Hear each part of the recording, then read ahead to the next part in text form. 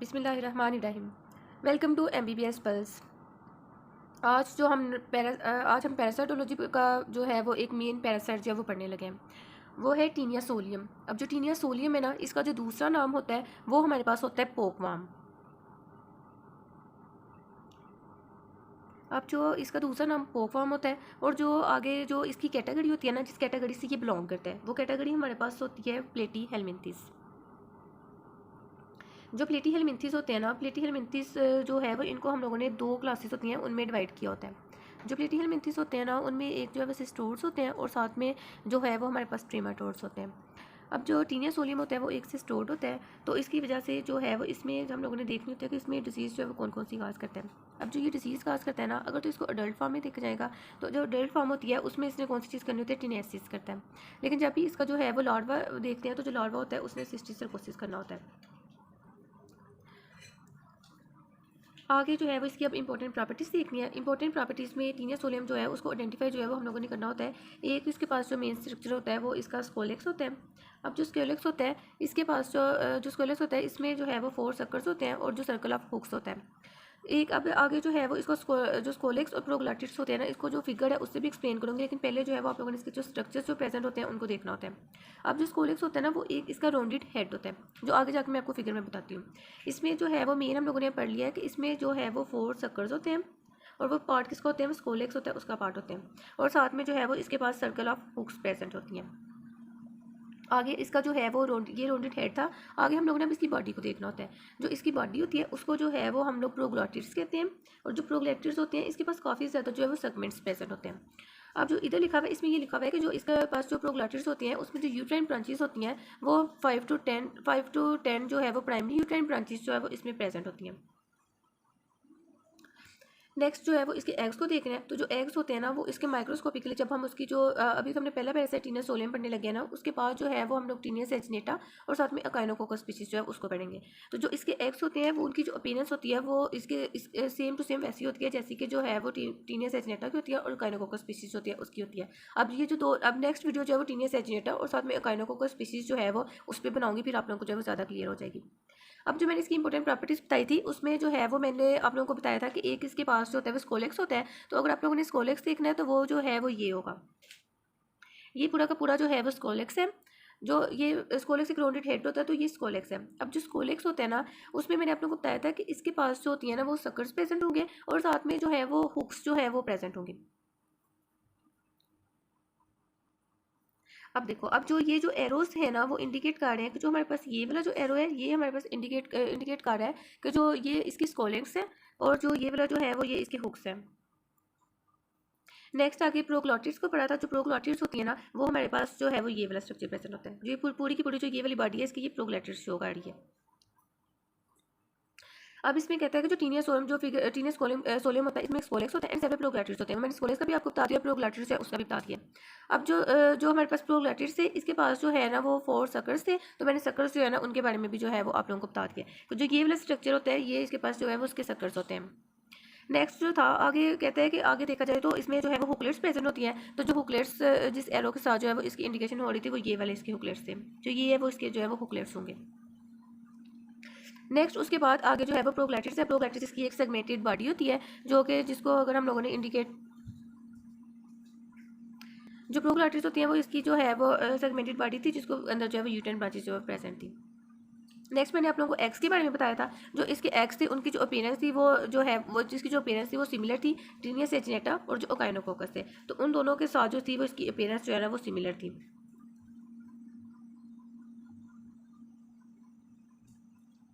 अब नेक्स्ट आगे हम लोग इसका लाइफ साइकिल भी देखेंगे, लेकिन इससे पहले जो है हमें पैथोजेनेसिस और एपिडेमियोलॉजी जो है उसका पता होना चाहिए।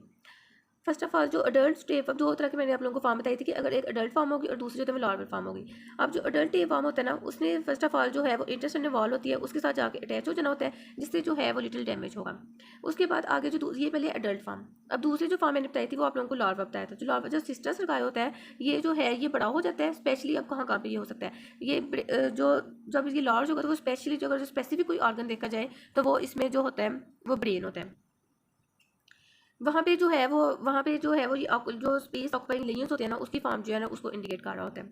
अब अगर लिविंग सिस्टर सरकाए होते हैं ना, इन्होंने इन्फ्लेमेशन जो है उसको कॉज नहीं करते हैं, लेकिन जब इनकी डेथ हो जाती है ना, तो उसके बाद जो इन्फ्लेमेटरी रिस्पॉन्स होते हैं ना, तब इन्होंने कोई इन्फ्लेमेटरी रिस्पॉन्स जो है ना उनको करना होता है। इवेंचुअली द सिस्टर सरकाए जो होता है ना, उनकी क्लासिफिकेशन हो जाती है। आगे उसके बाद ये मैंने आपको बताया कि इनकी पैथोजेनेसिस होता है वो कैसे होती है। अब इनको अगर कुछ पॉइंट्स में इसी तरह देखा जाए तो वो ये होता है कि सबसे पहले जो अडल्ट एवॉर्म होते हैं, उसने जो है वो इंटेस्टाइनल वॉल होती हैं, उनके साथ जो मेन वर्ड्स आपने इसमें याद रखने हैं, उनमें ये याद रखना है कि जो अडल्ट फॉर्म होती है और एक लार्वा फॉर्म होती है। जो अडल्ट फॉर्म होती है उसने इंटेस्टाइनल वॉल जो होती है उसके साथ आके जो है वो अटैच हो जाना होता है, जिसके जिसके बाद उसके बाद जो होता है उसकी जो सिस्टर सरकाई होती है उसने जो है वो इनलार्ज हो जाना होता है। जब सिस्टर सरकाई होती है ना, उन्होंने जो है वो लॉर्ज हो जाना होता है। और जो स्पेसिफिक ऑर्गन जो हम लोगों ने पढ़ा है वो हम लोगों ने इसका ब्रेन पढ़ा है कि जो ब्रेन होता है वहाँ पे आके उन्होंने लॉर्ज हो जाना होता है। जब वो वहाँ पे आके लॉर्ज हो जाते हैं तो उन्होंने स्पेस ऑक्यूपाइंग लेयन जो होते हैं ना, उनकी फॉर्म जो है वो उनकी तरह के उसके पेरेंट्स हो जाती है। अब दो चीज़ें एक और साथ में हम लोगों ने जो पढ़ा है वो ये पढ़ा है कि जो लिविंग सिस्टर सरकाए होते हैं ना, उन्होंने जो है वो लिविंग सिस्टर सरकाए होते हैं वो इन्फ्लेमेशन जो है उसको जो है वो कॉज नहीं करते हैं। लेकिन जब इनकी जो है वो डेथ हो जाती है, तो जब भी इनकी डेथ होती है तो उससे जो है ना वो इन्फ्लेमेटरी जो है वो रिस्पॉन्स होते हैं। और ऐसे जो होते हैं ना उनके सिस्टर सरकाई होते हैं, उनकी क्लासिफिकेशन जो है वो हो जाती है। अब नेक्स्ट जो है वो उसमें हम लोगों ने इनकी एपिडेमोलॉजी पढ़ेंगे। जब इनकी एपिडेमोलॉजी पढ़ेंगे तो जो एपिडेमोलॉजी होती है ना वो टीनेसिस और सिस्टर सर्कोसिस, वो इसमें ये होता है कि जो पीक्स होती है ना उसकी उनको जब भी ह्यूमन फीसिस होती है ना उनके साथ जब भी उनका जो एक्सेस वहाँ तक उनकी हो जाती है, या फिर कोई भी जो है वो रॉ या फिर अनकुक्ड रॉ जो होता है, जो प्रोसेस्ड फार्म में जो फूड नहीं होता है, या फिर अंडर कुक्ड फूड जो है ना, उनकी वजह से जो है वो इसकी जो है स्प्रेड होता है। अब जो डिसीज़ होती है ना आगे, ये जो है ये हमारे टॉपिक से जो है वो इतनी इंपॉर्टेंट नहीं होती है, लेकिन बस इनको हम थोड़ा थोड़ा आइडिया होना चाहिए कि ये कौन सी कंट्रीज होती है उनमें ये इंपॉर्टेंट होती है। वैसे जो एग्जामिनेशन पॉइंट ऑफ व्यू उनके लिहाज से जब इनको नहीं देखना होता, तो ये जो होती है ये इनमें एशिया हो गया, साउथ अमेरिका हो गया या ईस्टर्न यूरोप होता है उसमें होता है। मोस्ट जो केसेस होते हैं वो यूनाइटेड स्टेट्स होते हैं, वहाँ से होते हैं। आगे हम लोग अब इनके लैब डायग्नोसिस पढ़ने लगे हैं। तो लैब डायग्नोसिस होते हैं उसमें जो है वो सबसे पहले हमने इनका जो कुछ स्ट्रक्चर्स पढ़े थे, एक हमने जो है वो हम लोगों ने पढ़ा था कि इसका जो स्कोलेक्स होता है, और एक हमने प्रोग्लैटिड्स पढ़ा था। तो जब इनका लैब डायग्नोसिस होता है ना, तो उसमें हम लोगों ने देखना है कि इसमें जो स्टूल होता है ना उसमें प्रोग्लैटिड्स होते हैं, उनकी प्रेजेंस होगी। प्रोग्लैटिड्स इसकी 5 to 10 प्राइमरी यूटेन ब्रांचेस होती हैं। आगे ये कंपैरिजन बता रहे हैं कि जब हम लोग टीनिया सोलियम को डायग्नोस करेंगे तो उसमें ये होगा कि जो प्रोग्लैटिस होंगे 5 to 10 यूटेन ब्रांचेस होंगी। लेकिन जब हम लोग टीनिया सेचिनेटा को देखेंगे तो टीनिया सेचिनेटा जो होते हैं उसमें 15 to 20 प्राइमरी यूटेन ब्रांचेस होंगी। आगे आगे हम लोगों ने दूसरा पढ़ा था कि इसके एग्स जो होते हैं ना वो टीनिया सेचिनेटा और जो अकाइनोकोकस स्पीशीज थी उससे सिमिलर होते हैं। इसमें एग्स ये होता है कि एग्स जो होते हैं ना वो स्टूल्स में प्रेजेंट तो होंगे, लेकिन प्रोग्लैटिड्स जो होंगी ना वो ज़्यादा प्रेजेंट होंगी एज कम्पेयर टू एग्स। आगे इनका जो है वो आगे हम लोगों ने देखना होता है कि इनके जो वो टेस्ट होते हैं वो कौन कौन से करने होते हैं। तो सिस्टर सर्कोसिस होते हैं ना, अगर उसका हम लोगों ने डायग्नोसिस करना होता है तो उनके जो एग्स होते हैं ना उनको हम लोग जो है वो सीटी स्कैन एक टेक्निक होती है उससे जो है ना हम देख सकते हैं। अगर हम लोगों ने इनका सीरोलॉजिकल टेस्ट करना है तो सीरोलॉजिकल टेस्ट होता है उसे डिटेक्ट करना होता है कि कोई भी एंटीजन या फिर एंटीबॉडीज उसकी प्रेजेंस को। तो अब इसमें जो होता है ना वो हम इंजाइम लिंक्ड इम्यूनोसॉर्बेंट ऐसे करेंगे जिससे जो है ना एंटीबॉडीज होते हैं ना उनकी डिटेक्शन हो जाएगी। आगे जो टीनिया सोलम के एंटीजन्स होते हैं ना वो भी अवेलेबल होते हैं, लेकिन अगर जब हम सिस्टर सर्कोसिस की बात करेंगे तो उनमें जो है वो नेगेटिव होंगे। अब हमने इनका लैब डायग्नोसिस देख लिया है, साथ में पैथोजेनेसिस भी देख लिया है। अब जो मेन जो है वो हम लोग इनका लाइफ साइकिल देखना है कि टीनिया सोलियम जो होता है ना वो किस तरह जो है वो उसकी बॉडी में आता है और किस तरह जो है ना इन्फेक्शन जो है वो स्प्रेड करनी होती है। तो सबसे पहले जो स्ट्रक्चर होता है ना वो ओनकोस्फेयर होता है। ओनकोस्फेयर जो होता है ना ये एम्ब्रियो होता है जिसके पास 6 हुक्स होते हैं। ओनकोस्फेयर्स होते हैं ना इसने जो है वो डेवलप हो जाता है सिस्टर सर्काई में, जो कि मसल्स होते हैं पीक्स में या फिर जो है वो ह्यूमंस में। फर्स्ट ऑफ ऑल क्या बात कर रहे हैं कि जो ओनकोस्फेयर्स जो हमारे पास थे वो डेवलप हो गए थे। अब इधर अब ओनकोस्फेयर्स होते हैं ना उन्होंने डेवलप हो जाना होता है सिस्टर सर्काई में इन मसल्स में ऑफ पीक्स और ह्यूमंस। ठीक है, ओनकोस्फेयर्स आगे जो होता है ना उसके बाद हम लोग ने लार्वल फॉर्म को देखना होता है। अब जो है ना वो नेक्स्ट बता रहा है कि जो सिस्टर सर्कोसिस होते हैं ना उन्होंने जो है वो इन्फेक्शन जो है ना उसको कैसे करना होता है। जो सिस्टर सर्कोई होते हैं ना इसमें ह्यूमंस होते हैं ना उन्होंने इन्फेक्शन को इस तरह करना होता है कि वो जो ह्यूमन की फीसिस होती है ना वहाँ से जो एग्स होते हैं ना उनको इंजेस्ट कर लेते हैं। अब सिस्टर सर्कोई का जो हमने पहले बात पढ़ा कि जो स्पेशली होता है ना वो ब्रेन जो होते हैं ना वहाँ पे मैनिफेस्ट कर रहे होते हैं डिजीज़ को, लेकिन इसमें ये होता है कि इन्होंने जो है वो आइज में स्किन में या फिर ब्रेन कहीं भी जो है ना वो जो है वो डिवेल्प हो जाते हैं।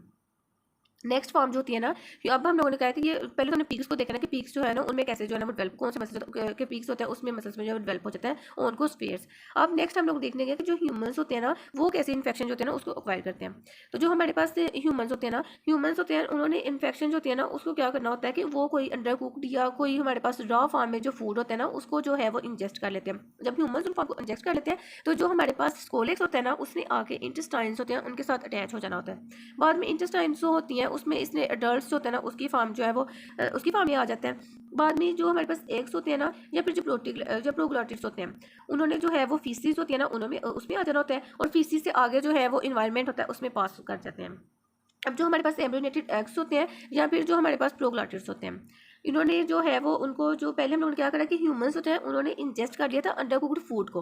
अब हम लोग कह रहे हैं कि जो प्रोग्लॉटिड्स होते हैं ना उनको जो है वो इंजेस्ट कर लेते हैं पीक्स, जो कि पीक्स जब उनको इंजेस्ट कर लेंगे या फिर जो होते हैं ना ह्यूमंस होते हैं उनके एग्स को इंजेस्ट कर लेंगे। अब जो जो रेड एरोस है ना वो इंडिकेट कर रहे हैं कि जो जो इनके एग्स हैं उनको इंजेस्ट किया है पीक्स ने, लेकिन जो ये पर्पल कलर के एरोस हैं वो ये इंडिकेट कर रहे हैं कि जो इनके एग्स हैं उनको इंजेस्ट कर लिया है जो हमारे पास कि जब उनको ह्यूमंस होते हैं उन्होंने इंजेस्ट कर लिया।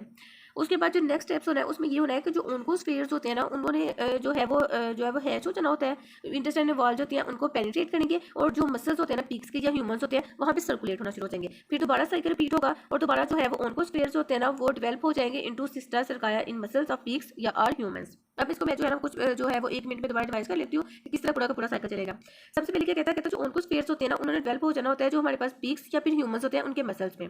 नेक्स्ट स्टेप क्या होगा कि जो ह्यूमंस होते हैं वो क्या करेंगे कि उनको इन्फेक्शन इस तरह से होगी कि वो जो अंडर कुक जो या फिर रॉ फूड होता है उसको जो होता है उसको इंजेस्ट कर लेंगे।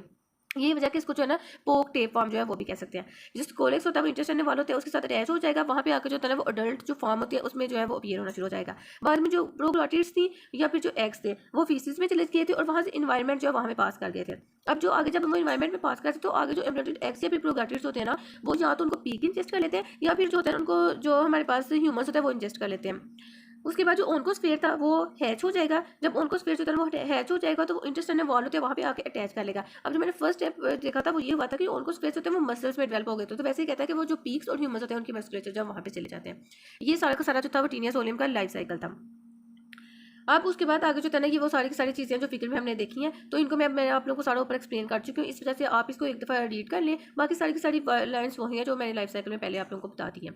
अब जो इस तरह की अब ये मैंने डायग्रामेटिकली बताया है कि जब ब्रेन्स होते हैं ब्रेन में होते हैं ना वो सिस्टर सर्कोसिस होता है वो इस फॉर्म में जो है वो प्रेजेंट होता है। अब नेक्स्ट जो होती है ना वो इसकी ट्रीटमेंट है। ट्रीटमेंट जो है ना वो अगर आप लोग जो है वो MBBS थर्ड ईयर के स्टूडेंट हो तो आप लोगों ने प्रॉफ में अपीयर हो तो उसके लिए जो है वो माइक्रो की ट्रीटमेंट और प्रिवेंशन नहीं करते हैं। लेकिन अगर आप लोगों ने वैसे अपनी नॉलेज के लिए देखना है या फिर अगर आप लोग इससे हाई लेवल की स्टडी कर रहे हो किसी पैरासाइट की जो है वो उसको जो है वो रिसर्च पर्पज के लिए इस तरह जो है वो आप लोगों ने स्टडी करना है तो उसके लिए आपके लिए ज़रूरी होगा कि आप लोग जो है इसकी ट्रीटमेंट जो है उसको भी देखें।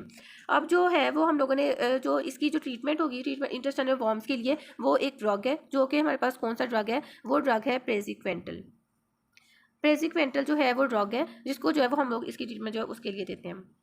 आगे नेक्स्ट अगर देखा जाए तो वो कहते हैं कि सिस्टिक सर्कोसिस इज ईदर या तो आप लोग जो है ना वो प्रेजिक्वेंटल जो है ना उसको यूज़ कर सकते हो या फिर जो है इसके लिए अल्बिंडाजोल है उसको जो है वो आप यूज़ कर सकते हो। बट सर्जिकल ऑक्सीजन जो है ना वो इसके लिए जो है ज़रूरी होती है।